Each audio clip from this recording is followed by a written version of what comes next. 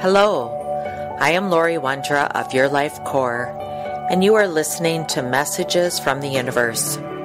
Here I deliver information from the mastery realms related to astrology, planetary influences, energy surges, and generally how we are evolving. I connect with angels, guides, ascended masters, astral beings, and those that come forward with messages to help us on our journey.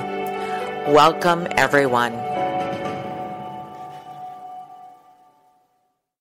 Hello, this is Laurie of Your Life Core, and this topic is about the meridians and the changing ley lines and energy patterns that are happening here now on Earth in 2020. And everything is to support us because we walk upon Earth every day.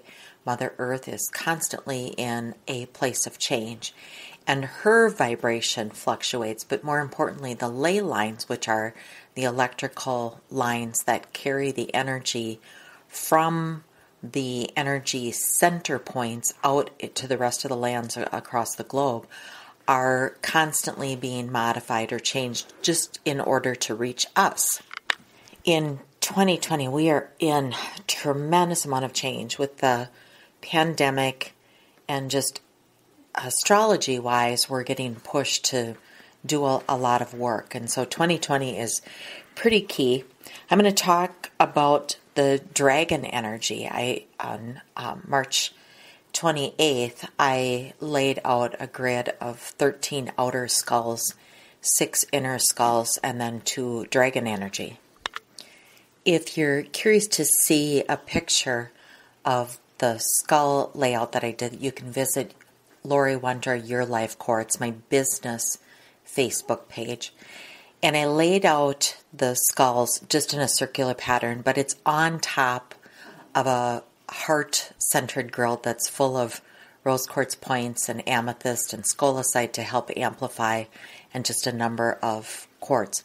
And the reason that I was called to do this is we're in a place of transition, but I just feel like there's constantly gateways opening up around us. And I want to talk just a little bit about the gateways, but of course how the ley lines intersect. Because when we talk about the dragon energy and the movement of the energy, the dragon energy really is tied to the south node and the north node of the moon. And the pattern that it's following is almost like a roller coaster. If we think about how the energy pattern goes around the globe, the energy of the dragon head, which is associated with the north node, that's about how we intake information and what we're anchored in. And the dragon tail, which is the south, is caught up in the past oftentimes. And as we're in this traumatic change right now, we can sometimes get caught up in information is coming at us so fast and so heavy, and we're trying to tie it back to something of the past, and it just doesn't fit because we're changing so fast, and there's information coming to us from all places here on Earth, from the galactic forces, from the sun. We're getting I say bombarded, we're getting lots of rays of light. But the Ascended Masters are also coming in with a lot of their interactions with the rays. The reason I have 2 dragons on my grid that I set up is one is represents the feminine energy, and that's the female energy, and the other one is the masculine energy, so it represents the masculine energy. So when we think about the north node, we think about this new information that's coming in that's going to push us into new choices and growth. It's also going to drive our ambitions, and some of us are going to have to let go of the old ambition and just get in the flow of what's being presented and go in that flow of information. But it's really going to push us also to absorb as much information as we can, and that means just to let go of the beliefs, the maybe some of the filters that we have that would prohibit us from bringing in this new information. The south node and again, that's caught up in the past, it's going to show us or unveil the things that are creating roadblocks for us. These are going to be familiar issues that we need to figure out. We need to take them in, digest them, and I say decompose them, harvest them, and release them once and for all, because truly what they are is a roadblock for us.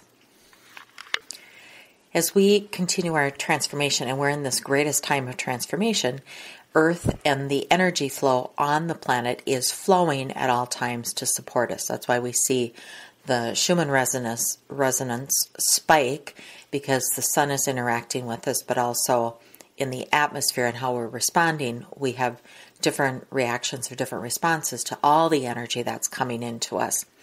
So just like we have our own energy centers, and we call them our chakra system, Mother Earth also has hers. And I'm going to talk about that tonight. But we need to understand the changes that are happening on Mother Earth and the chakra centers.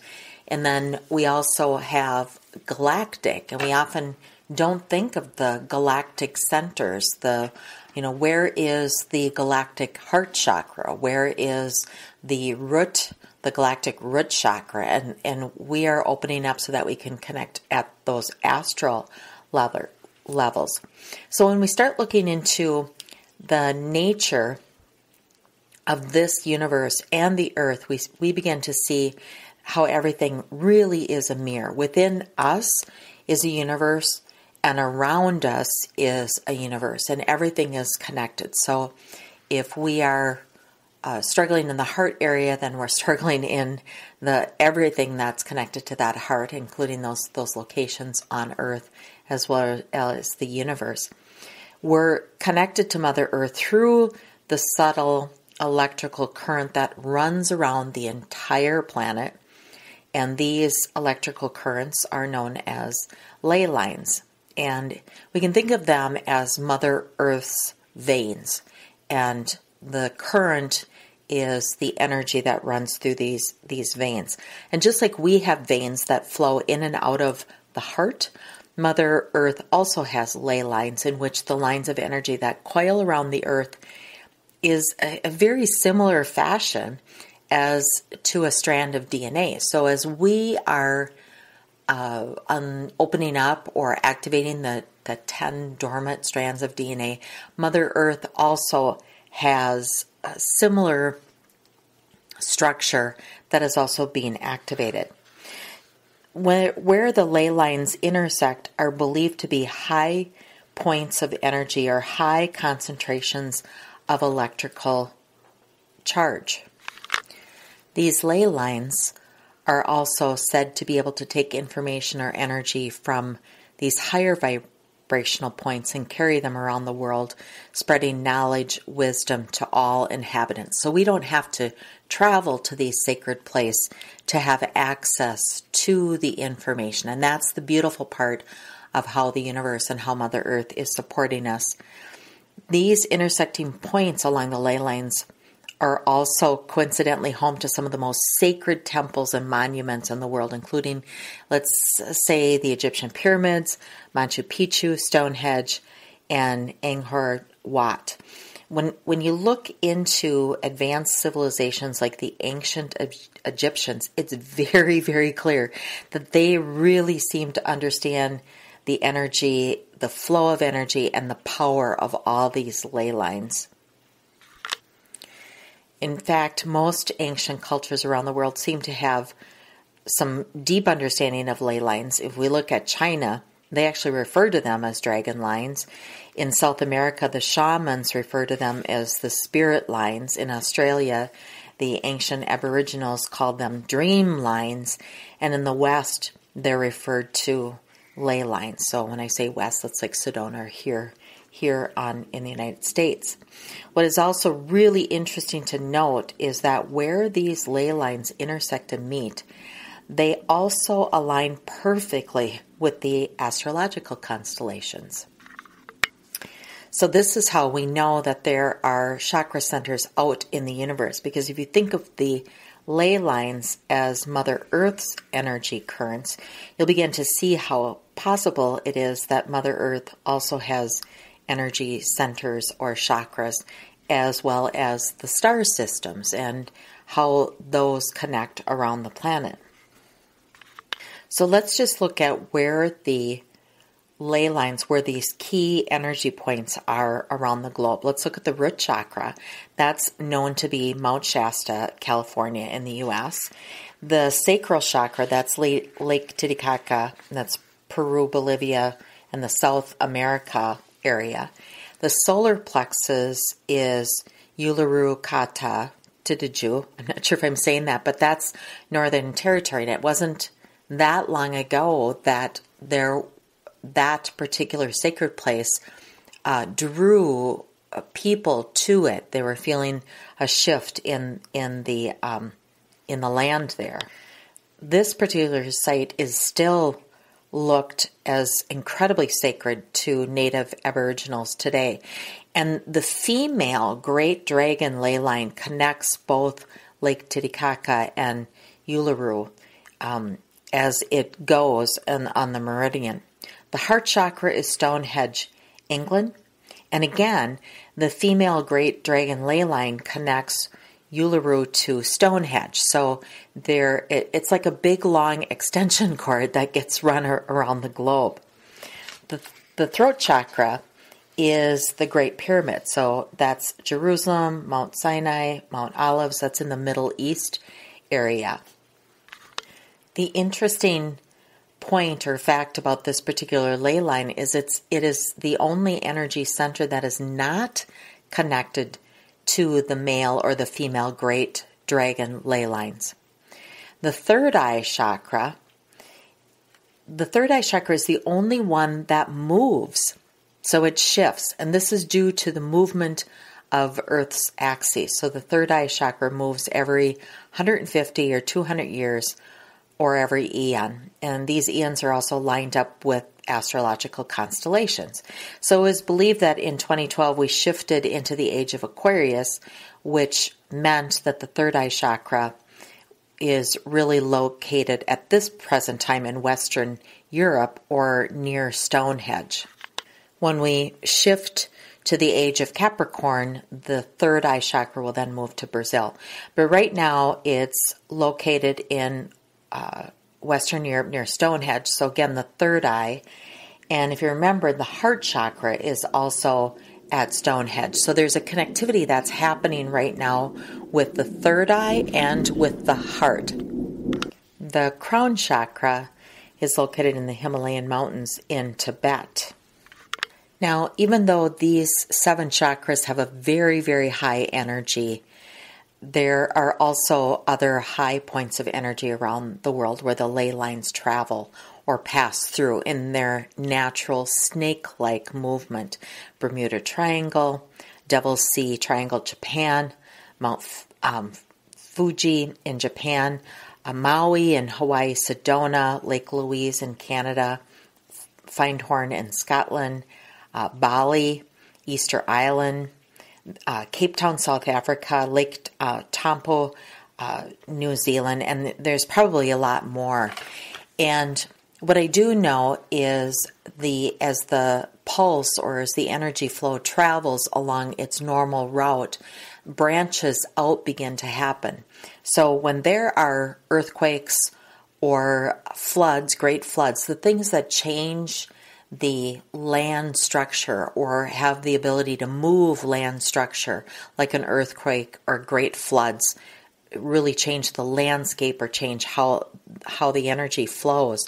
This is where different crystal beds or ley lines begin to emerge or begin to connect with each other or disconnect. And sometimes we think only of these energy patterns as always connecting. But as the earth changes, we also need to disconnect from ley lines that no longer make sense or patterning that no longer makes sense. We need to upgrade in these ports of energy. Now, along these chakras, there's different gates. So think of a gate or a switch that would turn off and on the power. So each chakra has a gate that is off and on. And right now I feel like the gates that are really open is the first chakra, that's the sacral, that's the base or the spine or root chakra, which is Mount Shasta. And the fourth chakra, which is the heart, is in Glastonbury. That these are really activated now, and the heart chakra of Glastonbury is tied to the female dragon, and the first chakra at Mount Shasta is tied to the great dragon energy, and they're entering into a cycle that is really moving across the globe in 2020, which is creating change. So think about personally where you might feel that base or that root chakra, and look at what's happening in the world right now. We're not feeling as stable and secure as we might in other times. And in the heart area, of course, this global pandemic is really influencing the respiratory system, which is in the heart and the lung area.